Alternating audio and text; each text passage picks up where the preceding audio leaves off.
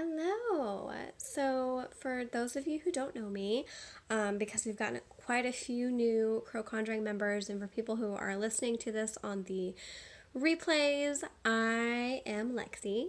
I am the helper witch to Nancy, and this is the month of October 2020.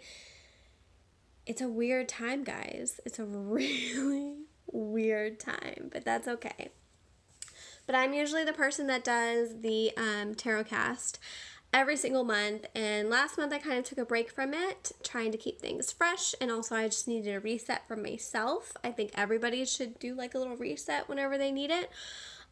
So last month you got a beautiful tarot spread and some introspective work. This month I'm ready and kind of refreshed to start dipping my toes back into the tarot cast and doing these beautiful collective readings for all of you. So how I work is I do a collective tarot cast for all of the signs at one time. It's never one or the other. It's all of them. I used to break it down by sign, but I found that was just way too much. If you're seeing some smoke, it's because I'm burning incense while I'm doing this. So yeah, I am working with several decks today. We're doing the Way Home Tarot, Postcards from the Liminal Space, and Nancy's deck, Soul Journey. That's our creator, Miss Nancy Hess. So you should go and get those because all of these decks are amazing and I love all of them.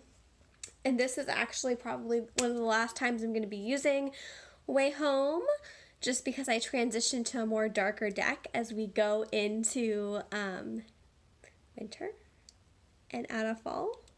So I hope you enjoy the imagery. I hope you enjoy the messages that are being brought forward. And let's get started, right? So as you're listening to this, I want you to find a nice, comfortable, beautiful spot for you to just take time, because this is part of your spiritual upkeep, part of your spiritual time. So get your blankie, get your water, sit down, find a good spot, whatever you feel like you need to do. Take a nice deep breath in.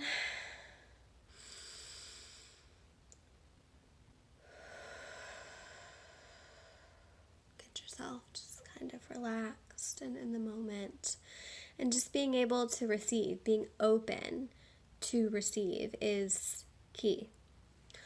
Okay, so we're going to start with the tarot cards and work our way into the oracle cards. So the first tarot card I pulled them in past, present, and future.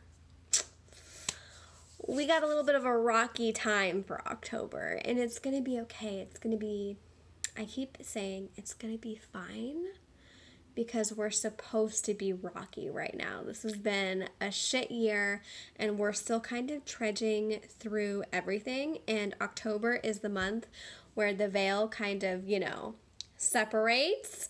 If you're not already having some experiences with your dead people, get ready, because you're about to have just a lot more. And there's nothing wrong with that. I think it's a beautiful time where we need to learn to live more cohesively with our dead people. And if you're really struggling, you can always reach out to myself or Nancy with that. But the first card we pulled was the Seven of Swords. I'll hold that up so you guys can see that a little bit more. And it is in the reverse position. Ew. Some tarot readers don't read reverse cards, but I do. I read reversed and upright. So for the reverse card, we're looking at the past. These first few cards, we're looking at our past. The Seven of Swords is all about our element of air and mental clarity. And unfortunately, with the Seven of Swords, there's a little bit of an imposter syndrome. And we've all collectively been filling these roles in our lives that maybe we're not very familiar with, because of coronavirus, we're teachers to our children, or we have just had to take on the close relationship of taking care of a relative, or we've just had a baby and we're having to navigate multiple things, juggling multiple hats inside of one. And a lot of people are struggling right now, and it's okay to have a little bit of a mental health issue. You're not alone. You're not by yourself being stressed, feeling isolated, or just feeling like you can't do it all. And you know what? If it doesn't all get done, it's okay. Because so many of us are struggling with the fact that we are not good enough with the roles that we've either chosen or have been kind of thrown at us because of circumstance, that we can't fill them all the way, that we aren't preparing things enough to be the best that it can be. But it's okay. Don't always hold that expectation on yourself, because then you're just holding on to too much and you're not actually enjoying the role that you've found yourself in. So your oracle card that goes with this is God is a Goddess from Postcards from the Liminal Space. And anytime I pull this card, I always want people to connect to their feminine energy, their divineness, because we all are psychic beings, we all are empathic, we all have psychic abilities. And if you're listening to this and you're like, I don't have any psychic abilities, or if you're listening to this and you're like, holy shit, I have too many, you aren't alone. Everybody's development and unfoldment kind of happens at its own pace. Each person is different. Don't ever feel bad about that. Don't think that you can't do it, or that just because if you're a male, for example, for all of our men subscribers, that you don't have feminine energy inside of you, because you do. You do. You just have to listen to it. And don't be afraid of your own intuition. If your intuition is telling you to not do something and everybody else is doing it, you need to listen to that, because that is your own instinct, that sacral chakra I kind of want to point towards, that is telling you that it's okay to like go against a collective energy. It's okay to just do you for a second, because your intuition, your goddess inside of you, is telling you to do so. So, your soul journey card. I'm going to read it to you. I'll show it to you, but I'm also going to read it to you. This is your soul journey card, and let's read it. And it's a spanking for me, and it's a spanking for all of you. So let's get ready together to feel the collective ouch from Miss Nancy. Self-examination. Speaking about my suffering is important, regardless of if it seems more or less than those around me. I feel attacked. I don't know about any of you, but I personally feel attacked of all the cards in this deck I could have pulled. How have I suffered? In what ways can I find grace or peace in those times of suffering? What can I take from that suffering as lessons for the future? God damn. We're just going to be silent, and I'm just going to let you all take that for what it is, and it's going to be fine. It's going to be fine. I don't even want to look at that. Ew. Put those cards away. That's the past. And some of us might still be dealing with the past. And it's okay if that is happening. If you're like, I'm still here, I'm still in it, please, holy shit. It's okay. It's okay. I want you to know that it's okay. And there's nothing wrong with that, because we started the year off kind of like looking like this is going to be my year. And now we're in this shitstorm of it's still not my year. I don't know if I'm okay, but like, I'm making dinner every night, and that's an improvement. We can find groceries in the grocery store again. Improvement. It's the small things, it's small victories that I'm holding on to for the rest of this year, and I want all of you to hold on to that as well. So if your small victory is, I have psychic powers this year, I've discovered that in the shitstorm of 2020, and I'm going to listen to my intuition because I haven't been listening to it for 34 years, go with it. That's your small victory. So we're going to move into the present time now, and we're looking at the Hermit, which is also reversed. Now our little Hermit friend is going into hibernation mode, and we're all about to go into hibernation mode with winter coming, so this is a really appropriate card that I pulled. The Hermit kind of represents grounding. So, we are going to find ourselves more connected to the earth, or at least trying to connect to the earth.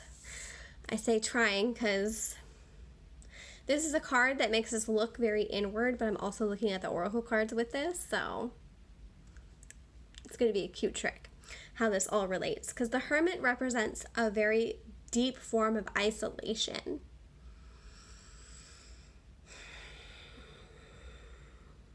A lot of times is whenever we go through seasonal depression.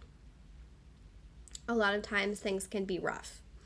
And we can tend to lash out in moments that we don't want to, because there's so many layers underneath the Hermit, and we haven't gotten through the first one yet. The Hermit can be grief. The Hermit can be loneliness. The Hermit can be, I just want to see the sun again. The Hermit can be, I have psychic powers, but I'm not ready to deal with them yet. The Hermit can be so many moments that our shadow is screaming at us and is often overwhelming.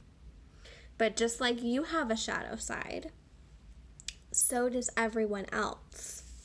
This is also a card to call me out, because our postcards card is, it's not always about you. It's not always fucking about you. That's okay. It's this reading, as much as it's for me, it's not always about me, because I asked for cards for all of you, but I'm also included in all of you. See how that trick works? That's a cute trick, because I'm standing here speaking to all of you, and look what's happening here. Fun and uncomfortableness. This suffering can be a collective suffering in which we all feel a little bit lonely. And I have to remind myself that, maybe I'm not the only one that's suffering with loneliness a little bit. And it's okay to reach out to each one of these people to not only check in on them, but to also know, like, this is a collective feeling, and it's fucking normal to feel uncomfortable. And there's no shame in that. There's no shame in speaking up about your mental health and about your suffering, because that story could help somebody else open up about their story. That's why the whole month of the podcast in October, I was asking, and I'm still asking, for you all to submit your spiritual awakening if you want, or a scary, ghost story that you have. It doesn't have to be anything traumatic, but the point of the matter is, that story can help somebody else and be like, oh my God, this shit is normal. I just thought I was crazy. You're not the only one thinking you're crazy, because we aren't. It's not always about us. Our stories are oftentimes bigger than what we think, because they affect more people than we know. And that's why it's not always about us. Even though we're telling our story, they don't get to claim our story. But our story helps them understand theirs, because there's just a little bit of us inside of each one of these people. We all call our own mirrors, guys. We all call our own mirrors. So for the present, we have self-examination for our soul journey deck from Miss Nancy. That's what it is. Is there something that I always ask the universe for that never seems to be answered? How are we blocking our manifestation, people? Why do I think that is? Ew. Which of my strengths are being shown to me by the universe, not answering my call in my expected way? I'll let y'all ruminate on that for a little bit. So I pulled an extra card before we go into the future. I pulled an extra liminal space card, not on purpose, but that's just what jumped out of the deck, and so I figured you guys deserved that. We have not my monkeys, not my circus. So whenever shit is just getting too, toxic and rough for you guys throughout this October, and people are trying to like claim your trauma as their trauma and just be like, well, this is how mine is bigger and badder and worse than yours. You have to understand that not everybody is doing the same type of spiritual work that you're doing. This is something that we talked about a lot in our class that we just did. If you didn't come to the class, this is one of the things that was mentioned. Who do we need protection from? All these other monkeys, all these other bitches right here, because Their crazy is not your crazy. You may have attracted that because like attracts like, because maybe you're not dealing with something spiritually that you should be dealing with, but they're the fuck not really dealing with anything. You've got to blend those two together and understand that somebody else's toxicity is not your toxicity, even though like they might be trying to claim it as, oh, I went through the same thing and this is how it's worse than yours and we're all lonely, we're all stressed. This is how my stress is worse than yours. You don't need those people. You do not need those people because those people are not going to help you. They're still in their circus and they haven't woken up to the fact that it's okay to be in like a group together, but we don't always have to, make their trauma, their pain, their loneliness, their whatever worse than the next person. It's important to listen to each other and try to heal or at least support, but we don't have to make things worse than the other person's or vice versa. Just being there and listening, not partaking in the crazy. Because that's really not going to help your mental health. That's really not helping you. And you can't be there for others. Truly, you're not there for others if you're trying to form some type of bond that is just making the experience worse for the person that came to you for help. More listening, less speaking. So let's look at our future. Again, we have pulled the Nine of Swords. It is in the reverse position. This is the month of October. This is the month of Seance month. We're going to have a lot of dead people come forward. I feel like they're just ready to come forward. They're like a little different this year because we've had massive amounts of people die immediately this year just because of the coronavirus. We've just had a lot of just things hitting us all at once in the beginning whenever the virus was really, really strong. Not that it's not really, really strong, but in the beginning, I was having so many prophetic dreams of just dreaming of all of these dead people that would come into my dreams and they were seeking spirit release therapy and they just looked so dehydrated, so lost, so lonely. Those feelings are going to get even more tangible here as the veil kind of thins a little bit more. And people just need to get prepared because I think as a collective, when is it going to get better? Like, when? How can we make things better and do better? And one of the best things that we can do for the Nine of Swords is to not only seek our own answers, but be part of the solution instead of the problem. And again, it's okay. It's going to be okay. You are okay. We're just in the thick of it. We're in the thick of finding answers into a really complicated and deep problem that not everybody knows how to get us out of. And that's okay. It's okay to not have all the right answers. But the most important thing is going to be that we're almost out of the hump. We're almost there.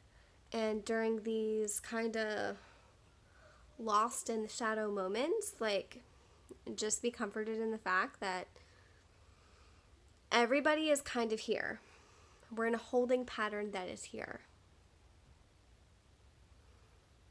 And that sucks. But it's going to be sucky with all of us. But also, utilize your dead people, because those people can help you. They can do so many things, and this is, I hope, the year that we are less afraid to interact with our dead and more wanting to embrace what that's going to look like and what those relationships feel like. Hold on, we're going to move you all while I get the rest of my cards because my phone is about to die. Of course, while I was doing this reading, it just sucked all the magic out of the phone. Okay, so as we are going into talking about our dead people and becoming way more comfortable with them, which I really hope we are eventually. Oh, this is the second time this card has come up for me. Was a deep personal reading card, and now it's coming up again, so I guess I need to get to work and offering.